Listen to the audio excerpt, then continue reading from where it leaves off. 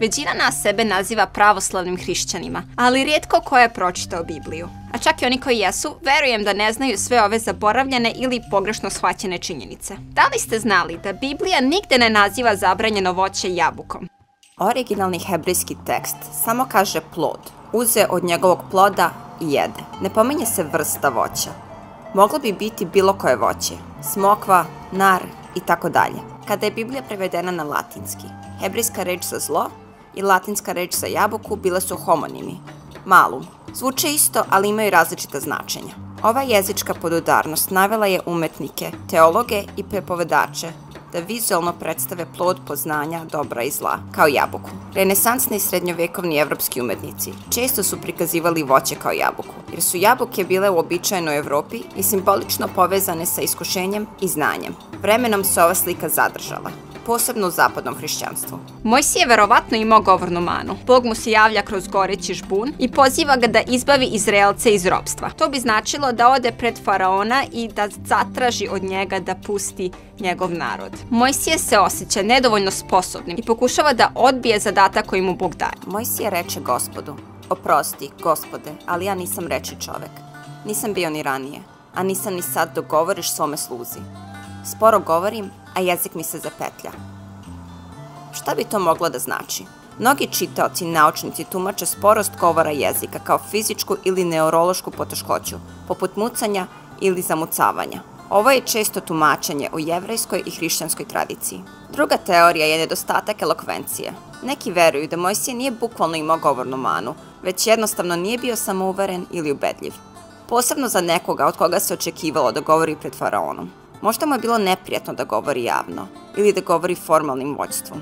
Treća teorija je teorija jezičke barijere. Neki misle da Mojsije, pošto je odrastao u faraonovom dvoru, a kasnije živio u Madijanu, možda više nije tačno govorio hebrejski ili nije bio samouveren da formalno govori egipatski. Dakle, njegova sporost može odražavati jezičku borbu, a ne biološku.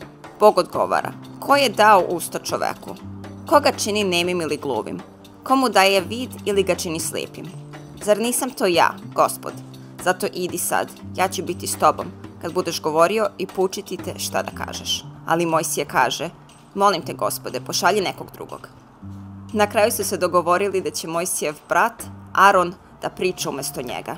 Mojsije će biti njegove misli, a Aron njegova usta. Da li ste znali da u Bibliji postoji govoreći magarac? I ne, ovo nije bila metafora. Magarac proroka Valama vidi anđela i bukvalno mu odgovara. Ovaj događaj je prikazan potpuno ozbiljno, bez simbolike. Kralj Valak vidi Izraelce kako kampuju u blizini i užasnut je. On šalje glasnike da angažuju Valama, proroka poznatog po svojoj duhovnoj moći, da prokune Izraelce. U početku, Bog kaže Valamu da ne ide. Zatim, kada Valam insistira, Bog mu dozvoljava da ide, ali mu daje strogo uputstvo da govori samo ono što mu Bog kaže. Valam kreće sa svojom magaricom i Bog se ljuti jer je Valamovo srce izgleda usmereno ka profitu, a ne poslušnosti. Dok putuju, anđeo im blokira put. Valam ne može da vidi anđela, ali magarica može. 3 puta magarica skreće s puta ili se zaustavlja, pokušavajući da izbegne anđela. Valam se frustrira i tuče magaricu. Zatim, Bog otvara magarici usta da progovori: šta sam ti učinila, da si me tako istukao 3 puta? Posle toga, Bog otvara Valamove oči i on vidi anđela sa mačem, koji ga upozorava. Zašto se ovo dešava? Ovo je trenutak božanske ironije. Videlac, to jest prorok, je slepiji od magarice. Magarica deluje kao glasnik Boga. Baš ono što je Valam trebao da bude. Bog ponižava Valama i ponovo naglašava: samo Bog odlučuje šta se govori. Magarica je ponizno stvorenje koje postaje Božji glasnik. Ovo je ponavljajuća biblijska tema. Bog koristi ponizne da ponizi gorde. Valam je poznat po svojim rečima, a sada ga čak i magarica nadmašuje. Ovo je dokaz da pravi duhovni uvid ne dolazi od moći, već u usklađenosti sa Bogom.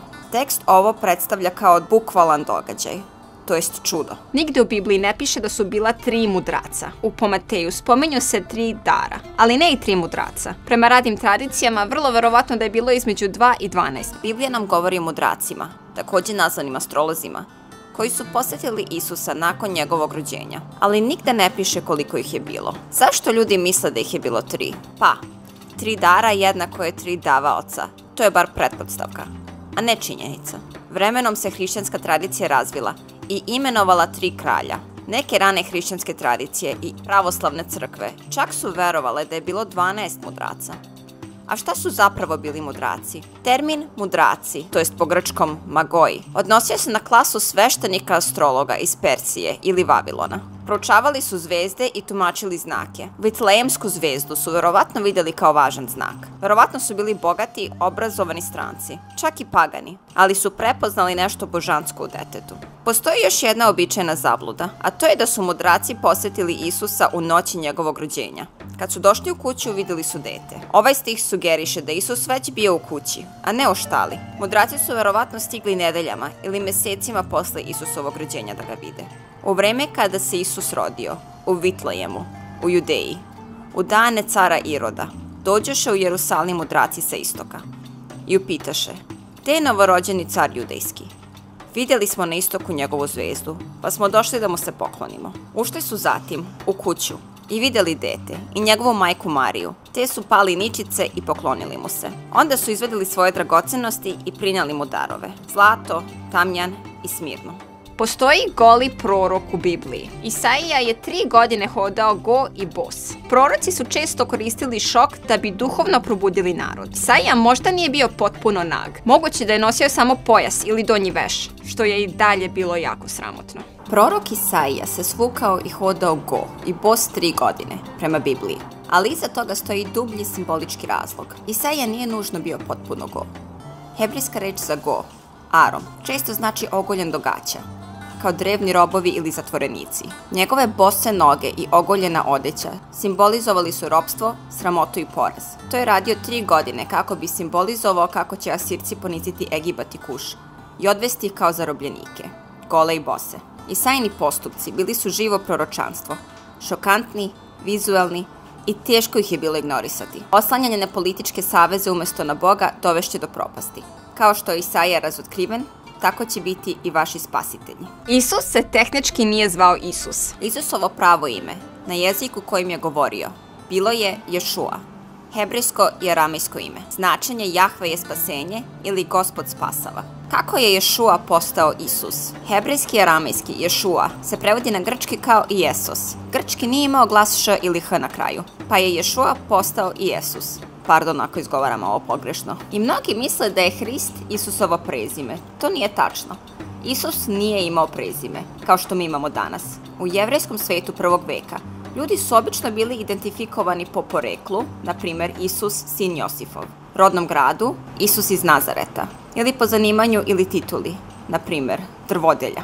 Hristos potiče od grčke reči, što znači pomazanik.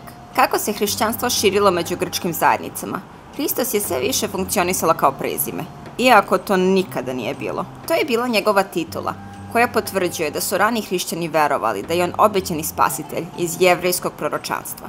Biblija pominje jednoroge, na neki način. Da, Biblija u prevodu kralja Jamesa pominje jednoroge, ali ne govori o blistavim rogatim konjima kao u modernoj fantaziji. Savremeni naučnici veruju da ova reč ne znači mitsko stvorenje.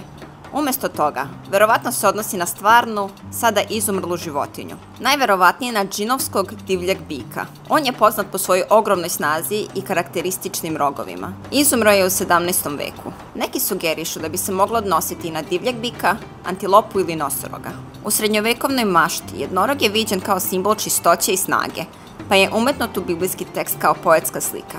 Ali ne, hebrejski ne opisuje magičnog konja sa rogom. Biblija je nekada imala više knjiga. Postoje knjige koje neki hrišćani prihvataju, a neki ne. Najzanimljivija po meni jeste knjiga o Enohu. Drevni jevrejski verski tekst koji se pripisuje Enohu, pradedi Noje, nije uključeno u hebrejsku Bibliju, niti u većinu hrišćanskih Biblija, ali je uključena u kanon Etiopijske pravoslavne crkve. Napisana je u više delova, uglavnom između 3. veka pre nove ere i 1. veka pre nove ere. Opisuje silazak čuvara. Grupa od 200 anđela, nazvanih čuvari, spušta se na zemlju na planini Hermon. Zaduženi su da bde nad čovečanstvom, ali žude za ljudskim ženama. Sklapaju pakt da uzmu žene i postaju očevi Nefilima, koji su opisani kao džinovi. Kada ljudi više nisu mogli da ih izdržavaju, divovi su se okrenuli protiv njih i proštrali čovečanstvo. Pali anđeli takođe uče ljude zabranjenom znanju. Uče ih ratovanju, oružju, kozmetici, vraćanju. Drugi anđeli uče astrologiji, znacima zvezda, čarolijama. Čovječanstvo postaje korumpirano i nasilno. Anđeli vape Bogu za pravdu. Bog šalje arhanđele, Mihajla, Gavrila, Rafaela i Urijela da intervenišu. Divovi su uništeni u božanskom ratu i potopu. Čuvari su vezani i zatvoreni u dolinama zemlje. Palim anđelima je rečeno da je njihov sud večan, nikada se neće vratiti na nebo. Anđeli mole Enoha da se zauzme kod Boga u njihovo ime. Enoh je odveden na nebo u vizijama i rečeno mu je neće biti data milost anđelima. Čuvari su pokvarili i zemlju i nebo. Enoh zatim prenosi Božju poruku osuđenim anđelima. Lucifer nije pravo ime u Bibliji. Ime Lucifer se pojavljuje samo u Isaiji 14:12, u King James verziji i odnosi se na Vavilonskog kralja, znači onaj koji nosi svetlost, i kasnije kroz tradiciju je povezan sa Satanom. Mnogi veruju da je Lucifer zapravo đavolje ime, ali biblijski i istorijski to je komplikovanije. I ovu ideju zapravo ne podržavaju originalni tekstovi. Ime Lucifer se pojavljuje samo u prevodu kralja Jamesa, i to samo jednom, u Isaiji. Kako si pao s neba, Lucifere, sine zornice. Ali ovo je pogrešan prevod, ili bar pogrešno tumačenje. Originalna hebrejska reč koja je korišćena je Helel, što znači blistavi ili jutarnja zvezda. U kontekstu, ovaj stih je podsmeh kralju Vavilona, ismevajući njegovu aroganciju i konačni pad. Ne radi se o Satani. Poredi ponosnog kralja sa zvezdom koja je pala s neba. Pesnička metafora. U tom poglavlju nema pomena o demonima, Satani ili đavolu. Vremenom je hrišćanska tradicija spojila ovaj stih sa odlomcima poput video sam Satanu, kako pada kao munja s neba. I tako se pojavila ideja Lucifer je Satana, iako se ne spominje u originalnom tekstu. Zapravo, najtačnije i najoriginalnije ime đavola jeste Satana, znači tužilac ili protivnik. Prvobitno nije bilo lično ime, nego titula ili uloga, a vremenom se razvila u vlastito ime, posebno u kasnijem judaizmu i hrišćanskoj teologiji. U Novom Zavetu Satana se jasno tretira kao lično biće i neprijatelj Boga i čovečanstva. Jednog prorok su ismejavali zato što je ćelav, pa je pozvao medvede da ubiju podsmevače. Ova priča se odnosi na čudnu i intenzivnu priču o proroku Jeliseju, koji je bio ismevan zbog svoje ćelavosti i reagovao je na način koji šokira mnoge čitaoce. Onda je otišao gore u Betel i dok je išao putem, neki dečaci su izašli iz grada i rugali mu se govoreći: idi gore, ćelavi, idi gore, ćelavi. I okrenuo se. I kad ih je video, prokleo ih je ime Gospodnje. Tada su 2 medvedice izašle iz šume i rastrgle 42 dečaka. Idi gore, može biti smevanje ili inog uzdizanja na nebo. Ili su možda govorili zašto i ti ne nestaneš. Ćelavi je verovatno bio izraz nepoštovanja ili uvrede. Mogao je da implicira sramotu, ismevanje starosti, bolesti ili jednostavno ponižavanje. U antičkom svetu smevanje proroka nije bilo samo lično. Smatralo se ismevanjem Boga. Ovaj događaj je predstavljen kao Božji sud, a ne samo Jelisejeva lična osveta.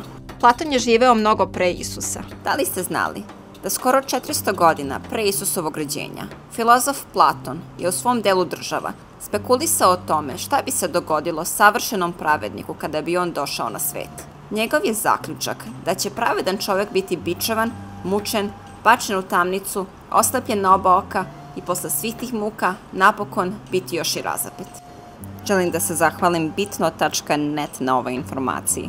Anđeli zapravo nisu izgledali kako mislite da jesu. Većina ljudi zamišlja anđele kao lepa ljudska bića sa belim krilima, sjajna i nežna, ponekad izgledaju kao bebe. Ali ovo viđenje dolazi iz renesanske umetnosti i popularne kulture, a ne Biblije. Zašto onda predstavljamo anđele kao slatke? U renesansi umetnici su želeli da približe religiju ljudima. U Bibliji anđeli su opisani veoma drugačije od popularne slike blistavih ljudi sa belim krilima. Neki anđeli, poput onih koji su posvetili Avrama ili su se javili Mariji, izgledali su kao obični ljudi, povremeno blistavi, ali i dalje ljudskog oblika. To su anđeli glasnici, koji često prenose Božju reč bez dramatičnog izgleda. Ali drugi anđeli su daleko više nadprirodni. Heruvimi, na primjer, imaju 4 lica: ljudsko, lavlje, volovsko i orlovo, 4 krila i tela koja sijaju poput bronze.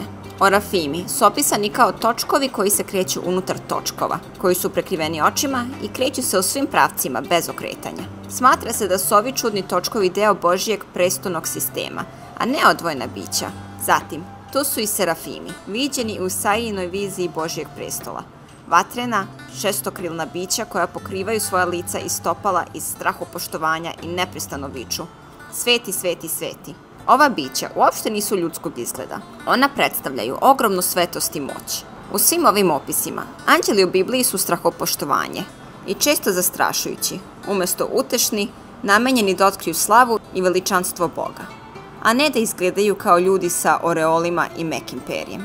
Nadam se da vam se dopao ovaj klip, zato što sam ja tako random saznala ove razne činjenice i odlučila sam da ih sklopim u jedan video. I mi se vidimo u sledećem klipu.